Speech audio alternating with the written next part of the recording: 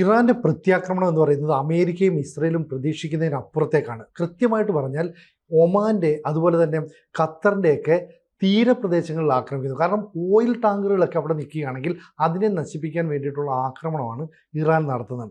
അപ്പം ഇറാൻ എവിടെ നിന്നാണ് ഈ ക്ലസ്റ്റർ ബോംബുകൾ കിട്ടുന്നത്, എവിടെ നിന്നാണ് ഈ മിസൈൽ കിട്ടുന്നത് എന്നൊരു സംശയം ഇവിടെ നിൽക്കുന്നു. അമേരിക്ക വല്ലാതെ ഭയപ്പെടുന്നുണ്ട്, ഇറാൻ്റെ അടി ശക്തമായിരിക്കുന്നു. ഇപ്പോൾ കേൾക്കുന്നത് ഈ ഡൂംസ്ഡേ മിസൈലുകൾ അമേരിക്ക പരീക്ഷിച്ചു എന്നുള്ളതാണ്. അതായത് ലോകാവസാന മിസൈൽ എന്നാണ് ഇതുകൊണ്ട് ഉദ്ദേശിക്കുന്നത്. ഈ ഹിരോഷിമയിൽ പണ്ട് അമേരിക്ക ഉപയോഗിച്ച മിസൈലിൻ്റെ 20 ഇരട്ടി പ്രഹരശേഷിയുള്ള മിസൈലാണ്. ഭൂഗർഭ അറയിൽ നിന്ന് ഇത് വിക്ഷേപിച്ചാൽ മിനിറ്റുകൾക്കുള്ളിൽ ലക്ഷ്യത്തെ തകർക്കാൻ കഴിയും. ശരിക്കും പറഞ്ഞാൽ ഇറാനെ അമേരിക്ക വല്ലാതെ ഭയപ്പെടുന്നു, അതോ അമേരിക്കയ്ക്ക് മുമ്പിൽ ഇറാൻ തോൽക്കുമെന്ന് അവർ ഭയപ്പെടുന്നു? എന്താ സംഭവിക്കുക? ഇറാനെ ഭയപ്പെടുന്നുണ്ട്. ഇറാനെ ഭയപ്പെടുന്നതിൻ്റെ കാരണം എന്ന് പറഞ്ഞാൽ ഇറാൻ ജയിക്കുമെന്നല്ല, ഇറാൻ തോക്കും, കൂടെ എല്ലാവരെയും തോൽപ്പിക്കണമെന്നുള്ള മാനസികാവസ്ഥയിലാണ്. കാരണം ഞങ്ങൾ തീരും, അതിൻ്റെ കൂടെ എല്ലാവരും കൂടെ തീർന്നോട്ടെ, ആ ഒരു മാനസികാവസ്ഥയുള്ള ആൾക്കാരറിയത്തില്ലേ സിനുവിന്. എനിക്കെന്തായാലും ഞാൻ എന്തായാലും തീർന്നു, വെള്ളത്തിൽ വീഴുന്നവരുടെ അവസ്ഥയാണ്. താപ്പോട്ട് പോകുന്നവൻ കിട്ടുന്നതെല്ലാം പിടിച്ച് താപ്പോട്ട് കൊണ്ടു. കാരണം 4 ദിവസത്തേക്കൂടെ ഉള്ളൂ ഇറാൻ്റെ കാര്യം എന്ന് ഇസ്രായേൽ പറയുമ്പോൾ അതിനകത്ത് അത്ര നിസ്സാരമായിട്ട് കാണേണ്ട കാര്യമല്ല. ചുമ്മാ വിടുവായ്ത്തരം പറയുന്ന ഒരു രാജ്യമല്ല ഇസ്രായേൽ.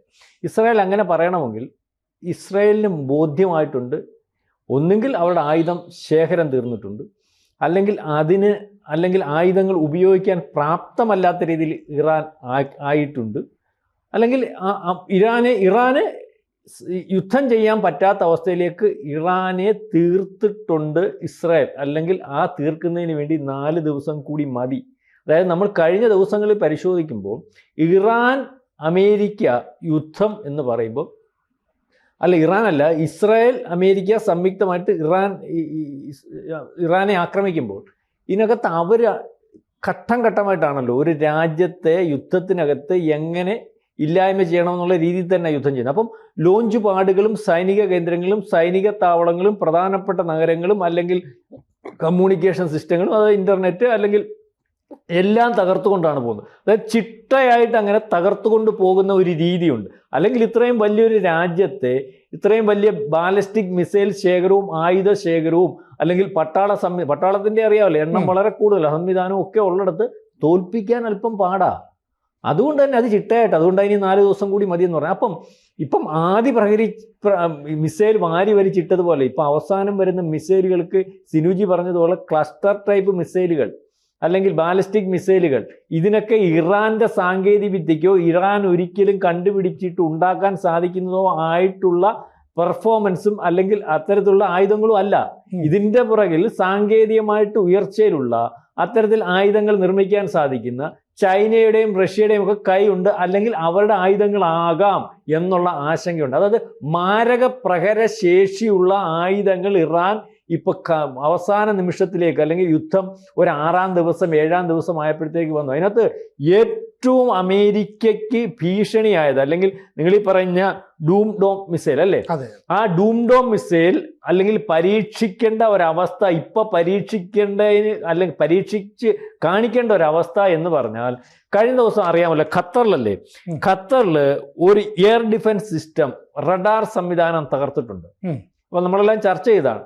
ആ റഡാർ സംവിധാനത്തിൻ്റെ ഒരു പ്രത്യേകത എന്ന് പറഞ്ഞാൽ, നമ്മുടെ കയ്യിലിരിക്കുന്ന S-400 എന്ന് പറയുന്നതിൻ്റെ ദൂരപരിധി എന്ന് പറഞ്ഞാൽ 400 കിലോമീറ്റർ 500 കിലോമീറ്റർ ആണെന്ന് പറയുമ്പം ഇതിൻ്റെ 5000 കിലോമീറ്റർ ആണ് ഇതിൻ്റെ ദൂരപരിധി. ബാലിസ്റ്റിക് മിസൈൽ എവിടുന്ന് തൊടുക്കുന്നു അന്നേരം അറിയാൻ പറ്റുന്ന ഒരു സംവിധാനമുണ്ട്.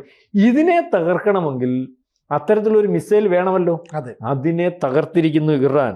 അതായത് ഇതിൻ്റെ ചെലവെന്ന് പറഞ്ഞു തന്നാൽ $1.1 ബില്യൺ ചെലവുള്ള ഒരു ഇതാണ്. അതായത് ചാവേർ മിസൈൽ ഉപയോഗിച്ച് തകർത്തു എന്ന് വേണം ചാവേർ, ഇതിൻ്റെ പേരെന്ന് പറഞ്ഞാൽ ഷാഹേസ് എന്ന ചാവേർ മിസൈൽ ഉപയോഗിച്ച് തകർത്തു എന്ന് വേണം കരുതാൻ. അല്ലെങ്കിൽ അത്തരത്തിൽ ആണ് അതിൻ്റെ സാറ്റലൈറ്റ് ചിത്രങ്ങൾ ഒക്കെ വെളിയിൽ വന്നുകൊണ്ടിരിക്കുന്നത്. അപ്പം ഇത് അമേരിക്ക ഒരിക്കലും പ്രതീക്ഷിച്ചിട്ടില്ല. അതുപോലെ തന്നെ ഇപ്പം അവർ വീണ്ടും ആക്രമണം നടത്തുന്ന 2 രാജ്യങ്ങൾ, ഈ സൗദി ആക്രമിക്കുന്നുണ്ട്, അതിൻ്റെ കാരണം അറിയാലോ. പിന്നെ സിനു ആദ്യം പറഞ്ഞതുപോലെ ഈ എണ്ണ മേഖല, അതായത് അത് കത്തിച്ചു കഴിഞ്ഞാൽ ഒരു യുദ്ധത്തിന്റെ അടിസ്ഥാനം എന്ന് പറഞ്ഞാൽ അവന്റെ സമ്പദ് വ്യവസ്ഥയെ തകർക്കുക. പിന്നെ ഈ പറഞ്ഞതുപോലെ യുദ്ധം ചെയ്യാൻ പറ്റാത്ത അവസ്ഥയിലേക്ക് കാര്യങ്ങൾ കൊണ്ടുപോവുക. സമ്പദ് വ്യവസ്ഥ തകർന്നാൽ പിന്നെ ആയുധം കാണത്തില്ല, അല്ലെങ്കിൽ ലോഞ്ചർ. ഇപ്പം അവർക്ക് ഖത്തർ, ഒമാൻ ഒന്ന് അതിനകത്ത് ഖത്തറിലല്ലേ ഈ 5ാം കപ്പൽപ്പടയുടെ US ആസ്ഥാനം, അത് ലക്ഷ്യം വെക്കുന്നുണ്ട്, നിസ്സാരമല്ലല്ലോ. അതുപോലെ ഒമാനിൽ കൺട്രോൾ കമാൻഡ് ഇവരുടെ US-ന്റെ മനസ്സിലാവുന്നു, ഇത് രണ്ടിടത്തും ലക്ഷ്യം വെക്കുന്നുണ്ട്. അപ്പൊ അവിടെ ലക്ഷ്യം വെക്കുന്നത് അല്ലെങ്കിൽ ഇത് ലക്ഷ്യം വെക്കുകയും അവർ അടിച്ചു കളയുകയൊക്കെ ചെയ്യുന്നത്. പക്ഷേ ഇപ്പം ഈ അമേരിക്കയ്ക്ക് മനസ്സിലായത് എന്തുവാ, ആദ്യം കുഴപ്പമില്ലാത്ത കുറെ ഡ്രോണുകൾ, കുറെ മിസൈലുകൾക്ക്, പക്ഷെ പിന്നെ വരുമ്പം ഇത് പഴയതുപോലെയല്ല. മാരകശേഷികൾ, ഇറാനെ നിങ്ങൾക്ക് അറിയത്തില്ല, ഇറാനെ നിങ്ങൾ കണ്ടിട്ടില്ല, ഞങ്ങളുടെ കയ്യിൽ എന്തൊക്കെ ഉണ്ടെന്ന് അമേരിക്ക വിചാരിച്ചാൽ പോലും ഊഹിക്കാനൊക്കത്തില്ല എന്നുള്ള വർത്തമാനം പലവട്ടം പുറകോട്ട് നമ്മൾ പരിശോധിക്കുമ്പോൾ ഇറാൻ പറയുന്നത് ശരിയാണോ, ഏറ്റവും അവസാനം ആണവായുധം ഉൾപ്പെടെയുള്ളത് ഇറാന്റെ കയ്യിലുണ്ടോ എന്നുള്ള രീതിയിലേക്കുള്ളൊരു ആശങ്കയുണ്ട്. അതുകൊണ്ട് തന്നെയാണ് ഈ പറഞ്ഞ ഡൂംഡോം മിസൈൽ അല്ലേ, ആ മിസൈൽ പരീക്ഷിച്ച് കാണിച്ചത്. അതായത് ഏറ്റവും അവസാനം ഒരു നിവൃത്തിയുമില്ലെങ്കിൽ അമേരിക്കയെ അല്ലെങ്കിൽ ഏതെങ്കിലും രീതിയിൽ അല്ലെങ്കിൽ അമേരിക്കയുടെ തന്ത്രപ്രധാനമായിട്ടുള്ള മേഖലയിൽ അല്ലെങ്കിൽ മറ്റ് രാജ്യങ്ങളെ, അമേരിക്കയെ ഡിപ്പെൻഡ് ചെയ്തിരിക്കുന്ന രാജ്യങ്ങളെയൊക്കെ തീർക്കുന്നൊരവസ്ഥ വന്നാൽ ഇറാനെ ഫിനിഷ് ചെയ്യുന്ന, അല്ലെങ്കിൽ ഹിരോഷിമയിലും നാഗസാക്കിയിലും ഒക്കെ സംഭവിച്ചതുപോലെ ഉള്ള ഒരു അവസ്ഥയിലേക്ക് കൊണ്ടുപോകുന്നു. അത്തരത്തിൽ കാര്യങ്ങൾ ആലോചിക്കുന്നുണ്ടോ ഈ പറയുന്ന അമേരിക്ക എന്ന് വേണം ഈ പരീക്ഷണത്തിൽ നിന്ന് മനസ്സിലാക്കുക. കാരണം മരണപ്രാളത്തിലുള്ള കളിയാണ് ഇറാൻ കളിക്കുന്നത്. ഇറാൻ തീരുമെന്നും അല്ലെങ്കിൽ ഇറാൻ തീർക്കുമെന്നും ഇസ്രായേൽ പറഞ്ഞുകൊണ്ട് അതേ രീതിയിൽ തന്ത്രപ്രധാനമായ രീതിയിൽ അല്ലെങ്കിൽ പൊങ്ങാൻ പറ്റാത്ത രീതിയിലേക്കുള്ള കാര്യങ്ങൾ വരുമ്പോൾ അവസാന ലാപ്പിൽ അവരെന്തൊക്കെ കരുതി വെച്ചിട്ടുണ്ട് ഒന്നും അല്ലെങ്കിൽ പ്രയോഗിക്കാൻ വേണ്ടി, ആ അവസാന ലാപ്പിൽ പ്രയോഗിക്കുന്നത് അമേരിക്കയ്ക്കുൾപ്പെടെ, അമേരിക്കയോട് ഡിപ്പെൻഡ് ചെയ്തിരിക്കുന്ന സഖ്യരാജ്യങ്ങൾ ഉൾപ്പെടെ, കപ്പൽപ്പട ഉൾപ്പെടെ, സെൻട്രൽ കമാൻഡ് ഉൾപ്പെടെ തന്ത്രപ്രധാനമായിട്ടുള്ള മേഖലകളെല്ലാം നശിപ്പിക്കുന്നതിനുള്ള ഒരു സാധ്യത ഉണ്ട്. അല്ലെങ്കിൽ അത്തരത്തിലുള്ള ഒരു രഹസ്യാന്വേഷണ റിപ്പോർട്ട് അമേരിക്കയ്ക്കും ഇസ്രായേലിനും ലഭിച്ചിട്ടുണ്ട് എന്ന് വേണം കരുതാൻ. അതേ രീതിയിലേക്ക് കാര്യങ്ങൾ പോകുന്നു. അതുകൊണ്ടാണ് ഏറ്റവും അവസാനം ഈ പറയുന്ന ബ്രഹ്മാസ്ത്രവുമായിട്ട് അമേരിക്ക നിൽക്കുന്നത് എന്ന് വേണം കരുതാൻ. ഇപ്പോൾ ഈ കൃത്യതയും വിശ്വാസ്യതയും ഉറപ്പാക്കുക എന്ന ലക്ഷ്യത്തോടെയാണ് ഞങ്ങൾ ഡൂംഡേ മിസൈൽ പരീക്ഷിച്ചതെന്നാണ് അമേരിക്ക പറയുന്നത്. കാരണം ഞങ്ങൾ മുമ്പും പരീക്ഷിച്ചിട്ടുണ്ട്.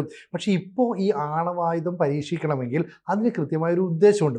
മാത്രമല്ല ഇതിൻ്റെ ഈ ഭൂഖണ്ഡാന്തര റേഞ്ച്, കാരണം ഈ ഭൂഖണ്ഡത്തിനപ്പുറത്തേക്ക് പോലും പോയി ആക്രമിക്കാൻ കഴിയുന്ന ശക്തിയുള്ള മിസൈലാണ്. ഈ മിസൈൽ ഉപയോഗിച്ച് കഴിഞ്ഞാൽ വേണമെങ്കിൽ അമേരിക്കയ്ക്ക് ഈ ഇറാൻ്റെ എല്ലാ നീക്കങ്ങളെയും അതോടുകൂടി തകർക്കാൻ കഴിയും.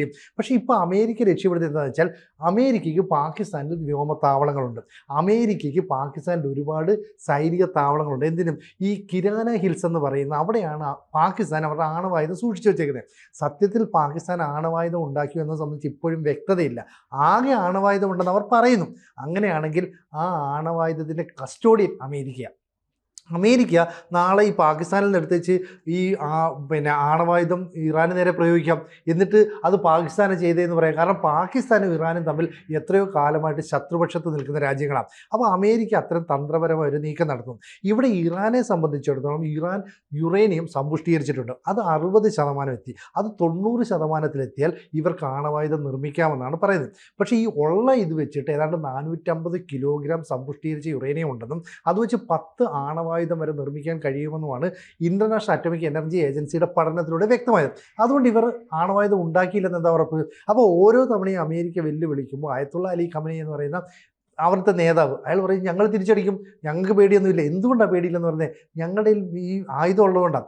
ഇപ്പോൾ അവിടുത്തെ ഒഫീഷ്യലായിട്ടുള്ള മീഡിയ പുറത്തു വിടുന്നത് അയത്തുള്ള അലി ഖമനേയി തുരങ്കത്തിലൂടെ പോയിട്ട് അവരുടെ ബാലിസ്റ്റിക് മിസൈലുകളൊക്കെ പരിശോധിക്കുന്ന, ഈ ബാലിസ്റ്റിക് മിസൈലിലെല്ലാം തന്നെ ഇറാൻ്റെ കൊടിയും തൂക്കിയിട്ടുണ്ട്. അപ്പോൾ തുരങ്കത്തിന് ഉള്ളിൽ ഭൂമിക്കടിയിൽ വളരെ സേഫായിട്ട് ഇവർ ബാലിസ്റ്റിക് മിസൈൽ വെച്ചിട്ടുണ്ട്.